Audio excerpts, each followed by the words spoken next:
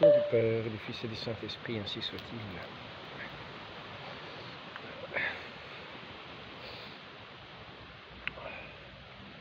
Entre être et sentir quelque chose, il y a une grande différence.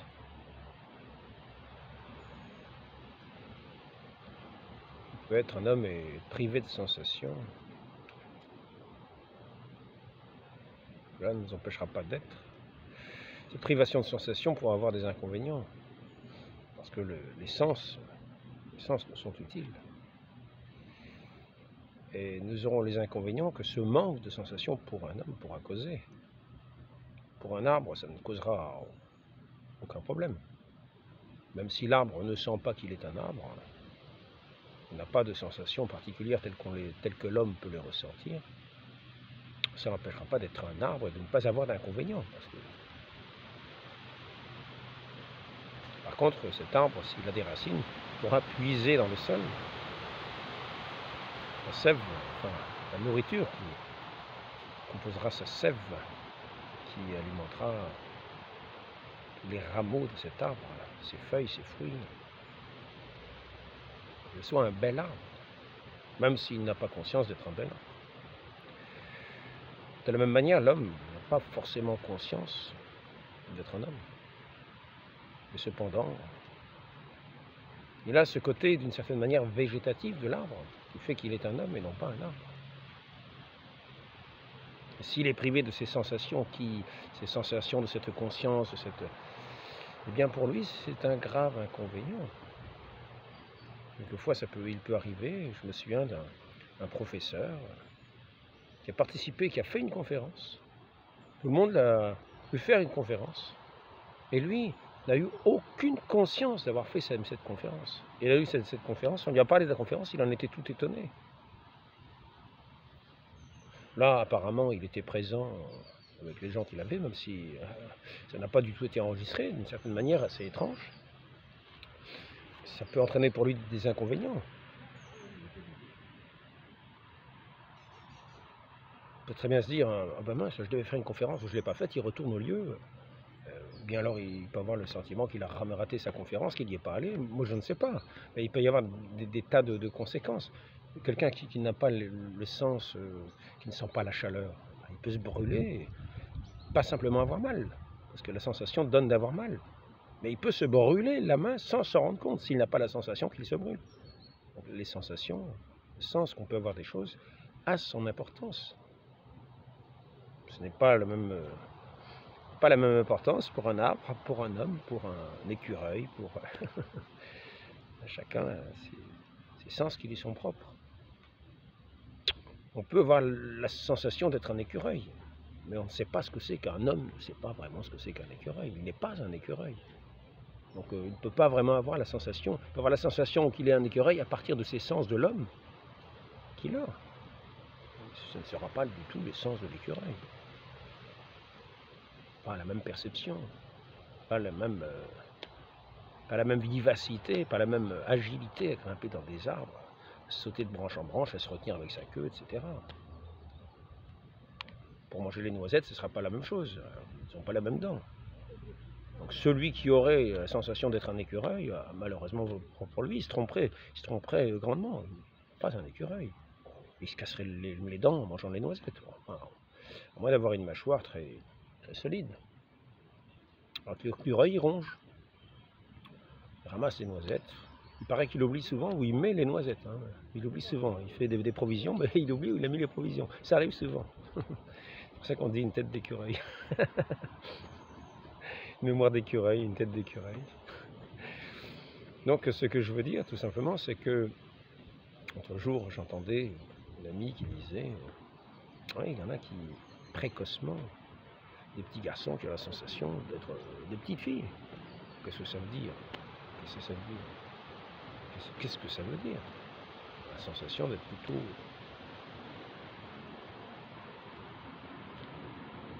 On a pu mettre une perception dans la tête, à partir de certaines images, peut-être, de certaines paroles, de certaines... Et puis alors après ça, parce qu'en plus, en général, à cet âge-là, on n'a pas tellement ces notions-là. On est plutôt dans la période de la découverte. plutôt dans des périodes de découverte. On découvre un petit peu tout ce qui nous entoure. On est dans le domaine des perceptions pures presque. Après ça entre dans le domaine de la connaissance. On retient ce qu'on a perçu quelquefois pour la première fois. Ça veut dire que petit garçon sans petite fille, ça n'a quasiment aucun sens. Ça n'a quasiment aucun sens, sinon celui que les gens d'entourage peuvent me donner. Par exemple, en disant tiens, c'est une petite fille manquée, ou c'est un garçon manqué. Parlant d'une petite fille qui fait des jeux de garçons, des choses comme ça. C'est un garçon manqué. Alors après ça, peut-être, elle sera contente de s'entendre dire qu'elle est un garçon manqué, alors elle continuera toutes ses activités dans ce sens-là.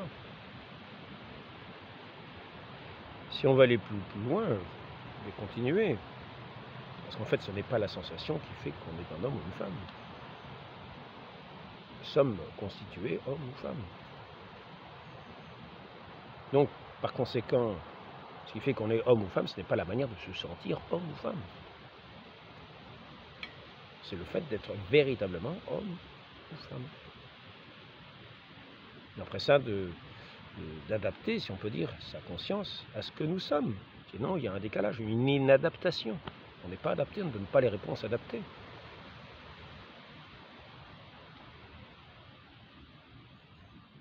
On peut être trompé sur la marchandise, comme on pourrait dire. Trompé, quelquefois on est trompé sur la marchandise, on peut être trompé sur ce que nous sommes. Ce que nous sommes. Avoir des idées fausses. Et là, effectivement, c'est une question d'identité. On peut se tromper sur son identité. Mais ça n'empêche pas que notre identité est là quand même. Donc il s'agit de faire un travail d'apprentissage, de se remettre, de remettre sa conscience au jour de ce que nous découvrons, de ce que nous sommes vraiment. Si nous sommes entourés par des gens qui amènent des travestissements, il vaut mieux rompre ces contacts-là, ne pas être encouragé dans ces contacts-là. Essayez plutôt de découvrir quelle est notre nature qui nous habite réellement. Nous avons reçu à notre naissance, laquelle nous sommes constitués, qui nous constitue. Pas parce que j'ai des sensations qui ne sont pas des sensations de femme. Si je suis un homme, ça ne sera jamais des sensations de femme. On ne peut jamais avoir, un homme ne peut jamais avoir la sensation d'être une femme. Et une femme ne peut jamais avoir la sensation, parce qu'on ne sait pas ce que c'est que la sensation de l'une et de l'autre. Nous sommes constitués d'une certaine manière avec les sens que nous avons, c'est à partir de ces sens que nous sentons, pas avec les sens qu'on imagine. Non, c'est une pure imagination. On peut imaginer. On peut imaginer qu'on ressent de telle manière, mais ça reste une imagination. Donc il y en a qui tombent dans ce travers et qui s'enfoncent, qui poussent comme un arbre pousse biaisé. L'arbre il pousse biaisé, S'il y a un bon jardinier, il va lui mettre un fil, il va lui mettre un tuteur, de façon à ce que cet arbre puisse pousser droit, à réparer le travers qu'il y a eu. Mais un tuteur, pour éviter que l'arbre ou la branche soit trop lourde, ou que ça penche et que ça casse. Parce que si on prend le mauvais pli, et si l'arbre prend ce mauvais pli-là, eh bien ça va emmener des conséquences qui feront qu'il ne portera pas autant de fruits qu'il en aurait porté s'il avait poussé droit. Donc là, nous avons, une participation à faire. Nous sommes placés avec ce que nous sommes, dans l'environnement où nous sommes, avec des mains pour travailler, une intelligence pour réfléchir, et pour participer à l'œuvre de cette création, donc rétablir ce qui est au travers.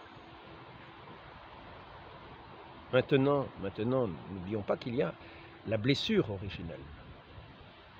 N'oublions pas qu'il y a ce péché originel qui fait que nous, justement, nous avons une tendance à pencher, à pousser vers le vice, à pousser vers le travers. À ne pas pousser vers la lumière, mais à pousser vers ce qui nous entraîne vers le bas. Nous avons cette tendance depuis le péché originel.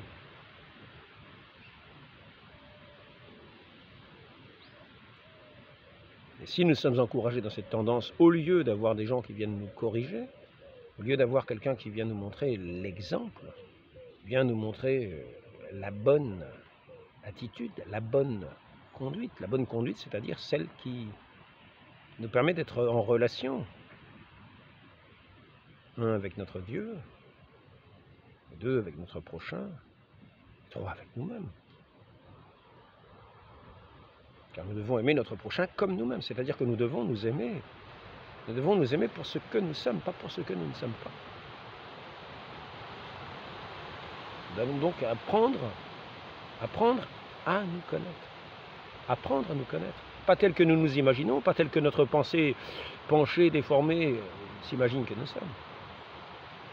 Nous devons apprendre à nous connaître. Il peut y avoir toute une rééducation à faire. Pour cela, il faut éviter de se mettre dans des milieux où tout pousse de travers. Il y a des écoles où on apprend à pousser de travers, il vaut mieux les éviter. Ce ne sont pas des écoles, ce sont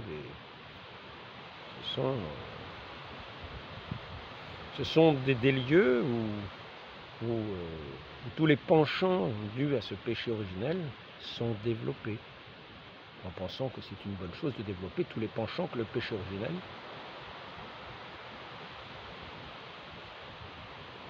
nous amène à produire pour grandir de travers. Et non pas comme un bel arbre.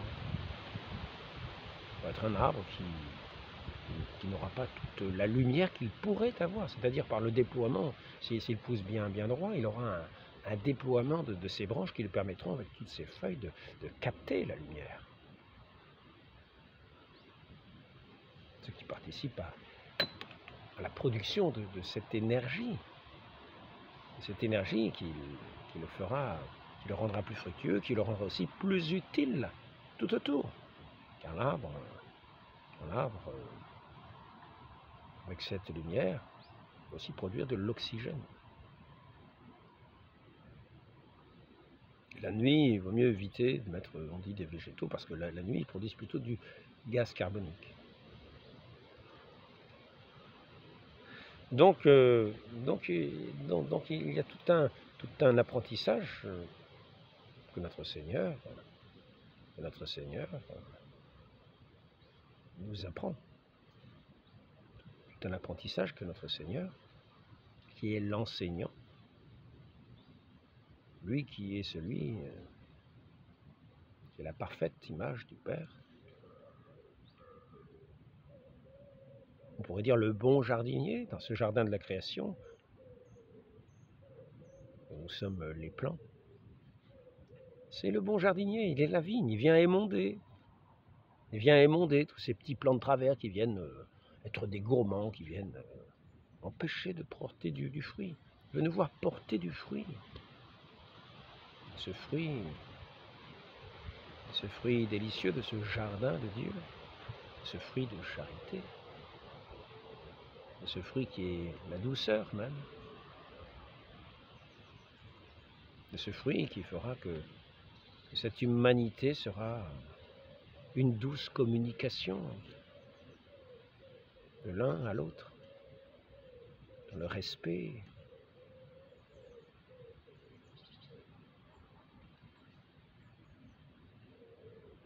dans une certaine admiration, car nous sommes amenés à considérer le prochain dans ces dons de Dieu, c'est magnifique, et à admirer toutes choses de la création, qui nous conduisent à admirer le Créateur, à lui adresser notre louange à travers ceux qui nous entourent, qui sont une parole, comme une parole de notre Dieu qui nous est adressée. Parole de grâce, pas une parole tordue et recourbée et rabougrie, non, une parole de beauté, d'harmonie, de paix, d'entente. Non pas de sourds, non pas de gens qui sont sourds à ce qu'ils sont, et qui s'imaginent sentir des choses qu'ils ne sont pas, des imaginations. Je sens des choses qui n'existent pas. Ça Ça s'appelle une sorte d'illusion. Ça s'appelle une illusion. Ne grandissons pas sur des illusions. Bâtissons sur du solide. Notre Seigneur est venu rétablir ce qui était faussé, ce qui était tordu, ce qui était de travers, pour le rendre droit.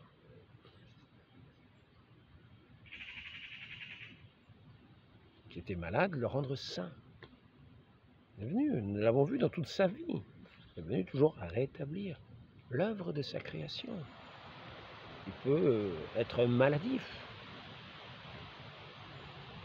Cette maladie qui a aussi sa source dans cette déformation du péché originel qui nous est communiquée avec cette tâche du péché originel dont nous héritons tous, toute l'humanité.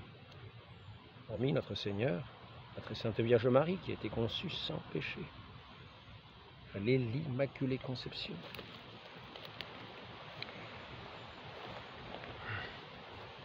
Et les anges qui n'ont pas participé à la chute, oui.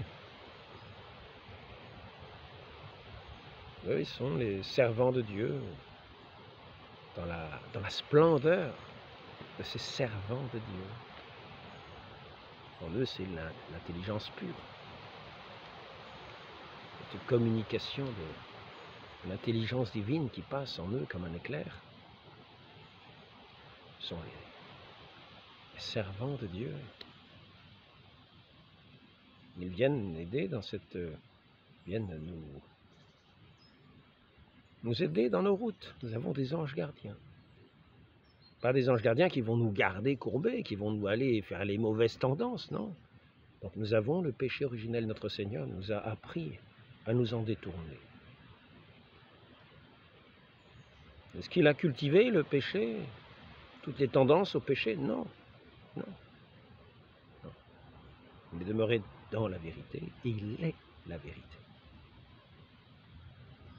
C'est ainsi que, étant la vérité, communique la lumière. Il est cet échange véritable avec le Père, établi dans cet Esprit Saint. Ces trois ne font qu'un. Même amour, ce même amour divin. Dieu est amour. Il nous communique sa grâce pour que nous vivions, pour que nous communiquions avec lui de cet amour dans cette créature que nous sommes, qu'il a fait à son image, homme, femme, à son image. Mais nous avons à l'origine ce péché. Et notre Seigneur est venu clouer le péché sur la croix.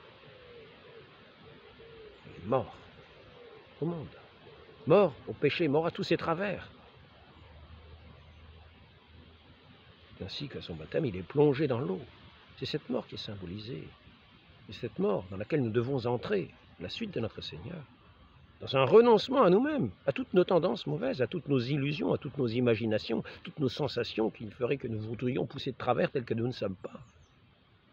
Nous sommes morts à nous-mêmes et nous renaissons en lui, cette vie nouvelle, cette vie de la grâce des créatures nouvelles, loin des illusions, dans l'échange, dans la vie véritable. S'il ne s'agit pas de cultiver nos mauvaises aspirations, nos espèces de sensations qui feraient que nous nous imaginons être ceci ou cela. Non, nous mourrons, nous abandonnons tout cela, nous quittons tout cela, tout ce qui est du monde, et nous renaissons ces créatures nouvelles, confirmées, conformées au Christ. Nous savons qu'il y a quantité de sacrifices, quantité de renoncements dans cette vie nouvelle. Car toujours, nous avons les petites tendances à aller à droite, à gauche, là où la tentation se fait plus forte. C'est là qu'il nous faut montrer que cette vie de charité est plus forte que la mort, plus forte que toutes ces tentations.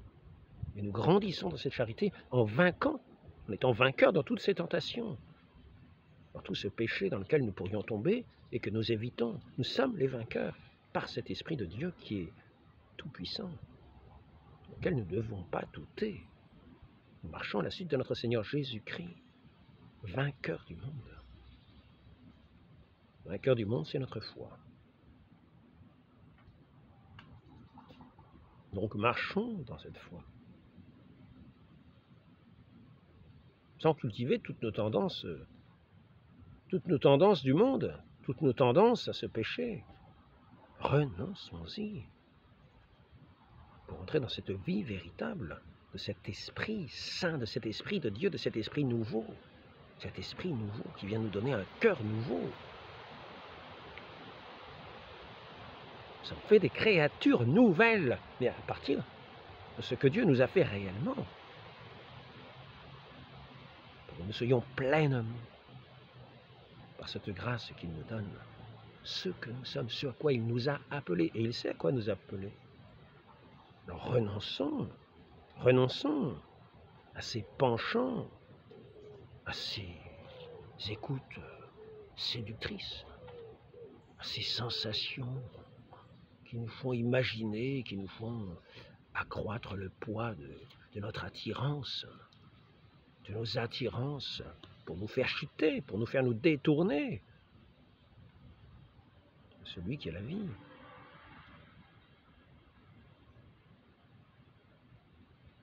Avec tous ces suppôts qui seront là pour nous aider, nous tirer, nous faire pencher encore un peu plus. Oui, faisons bien attention. Faisons bien attention. Connaissons ceux qui nous fréquentent, ceux que nous fréquentons. Voyons s'ils ont l'esprit de Dieu ou pas. S'ils ont l'esprit du monde pour nous faire tomber, mais ne tombons pas. Voyons des paroles. Mettons-nous en présence de Dieu. Préférons encore la solitude. Ce cœur à cœur avec notre Dieu, c'est cet amour inouï, cet amour qui est cette paix que nous aurons, cette contemplation de Dieu. Nous pourrons entrer dans sa présence, dans cette contemplation même de cette création qui est une image de sa splendeur.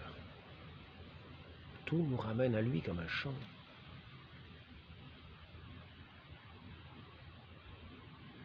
Mettons-nous à l'écoute de sa parole. Ayons le goût de la parole divine. Ayons le goût de la sagesse, cette douceur au cœur. Il va nous dépouiller du vieil homme tout à fait. Perdons ces habitudes du monde ancien. Retrouvons ce nom.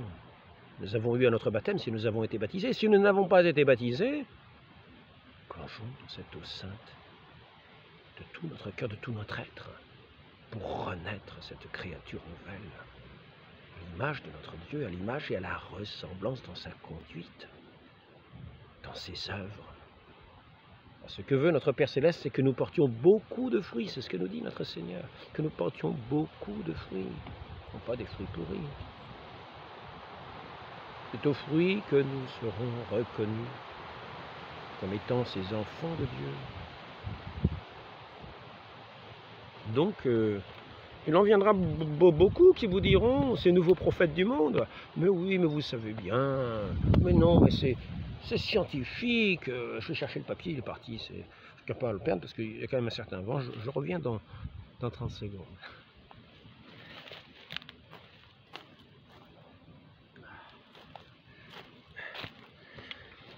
Me voici de retour. C'est la protection de la petite tablette.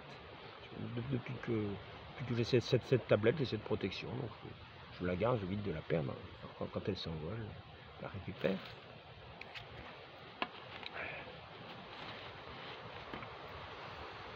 Aujourd'hui, c'est la fête. Elle n'a pas été trop marquée à l'église ce matin. La fête des stigmates de Saint François d'Assise. Qui a vu ce séraphin. Le séraphin, c'est cet ange ardent, plein de cet amour de Dieu. Il est ardent de l'amour de Dieu. Le séraphin brûle de l'amour de Dieu. Et ce séraphin se tenait, dans cette vision de Saint François, sur une croix. avec ses ailes, ses 6 ailes en haut, sur les côtés, sur ses pieds. Il avait les plaies du Christ, il était ce séraphin crucifié, notre Seigneur plein d'amour, qui a donné sa vie pour nous attirer tout à lui, être conformés à lui.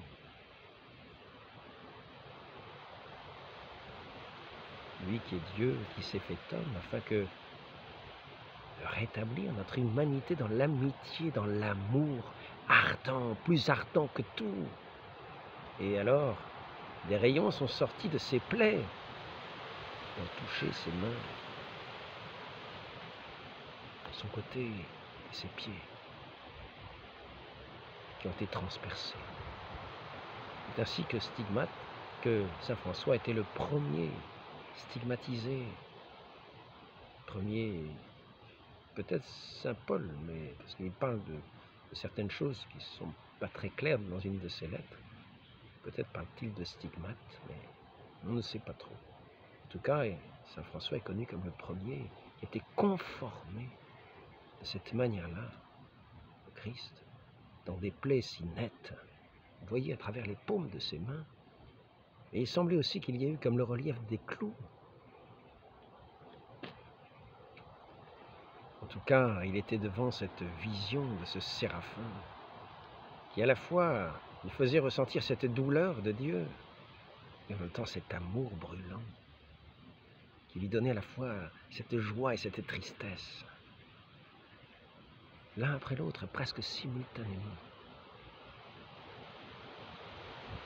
Et c'est ainsi qu'il a été confirmé comme cloué à la croix avec le Christ, vivant de cette vie de Dieu, cette charité de Dieu, de notre vraie vie. Et ce qui sentait, c'était cet amour brûlant. Il n'était pas en train de se demander, je suis peut-être une femme. Ben non. Vous voyez ce séraphin qui envoyait ses rayons ardents dans ses mains, dans ses pieds, dans son côté, pour le brûler de cet amour divin dans tout son être, l'attirer à lui, dans cette contemplation permanente, dans ce Dieu, dans cette force de l'amour infini, ineffable.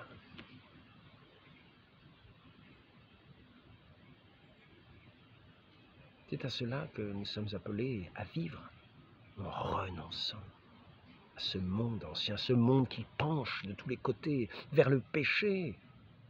Nous avons quelque aspect de la maladie, quelque aspect comme une machine cassée d'une certaine manière, même si nous sommes capables, si nous sommes toujours à la ressemblance de Dieu et toujours parce que notre Seigneur est venu parmi nous, parce que malgré tout, nous étions encore capables de le recevoir, de recevoir sa grâce, d'être restaurés dans sa grâce, en abandonnant tout ce poids de péché qui est venu écraser notre humanité, la mettre dans des guerres, dans des désordres, dans l'inimitié de Dieu et des hommes et du monde. Chacun cherche à s'en faire élever. Notre Seigneur est apparu crucifié devant saint François. Est apparu crucifié comme un séraphin ardent de cet amour de Dieu qu'il a révélé à saint François en particulier, en le faisant participer d'une certaine manière à ses souffrances de sa passion, à ses sentiments de sa passion, à cet amour ardent de sa passion, qui lui a fait connaître, au moins d'une certaine manière,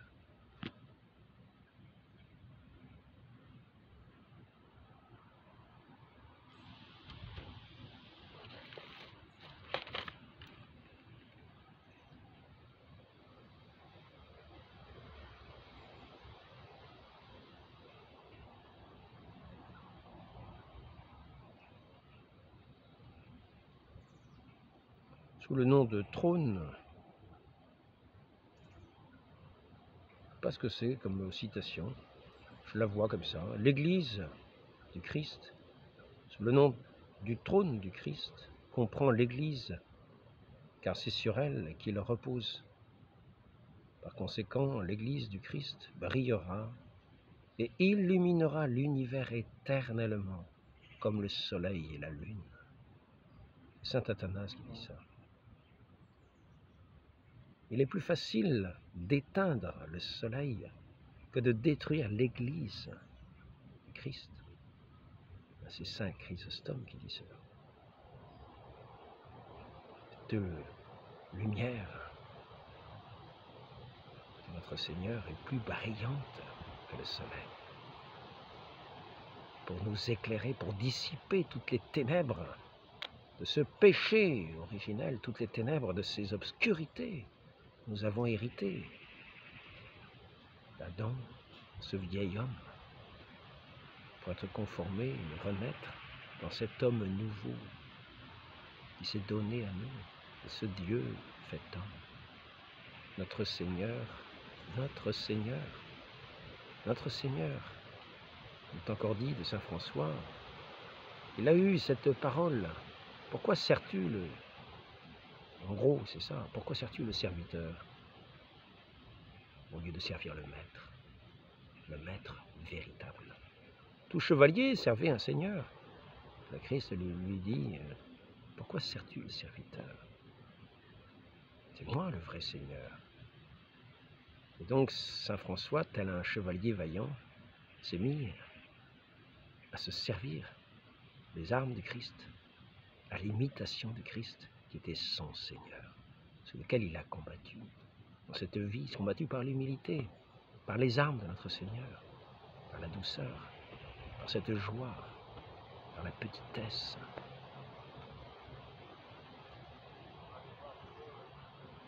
Au milieu de toutes les oppositions du monde. C'est ainsi qu'il a été, 2 ans avant sa mort, conformé au Christ vivant et véritable, notre Dieu vivant et véritable.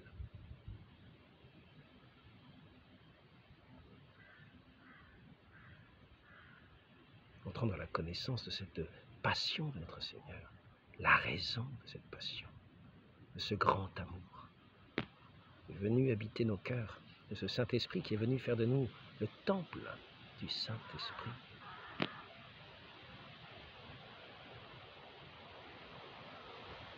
Sainte Thérèse de Villa aussi a été brûlée de ce dard, je crois bien par un séraphin également, qui a percé son cœur. Combien de saints mystiques ont été touchés de cette ardeur divine? C'est là qu'il nous faut entrer, pour sentir ces ardeurs divines, nous laisser guider par notre Dieu à son amour, lui répondre amour pour amour, avoir cette vie dans cette plénitude de l'amour, qui est le miel de nos vies, qui est à la fois ce feu que notre Seigneur a voulu répandre sur la terre, dont il nous parle, qui est en même temps ce miel de sagesse,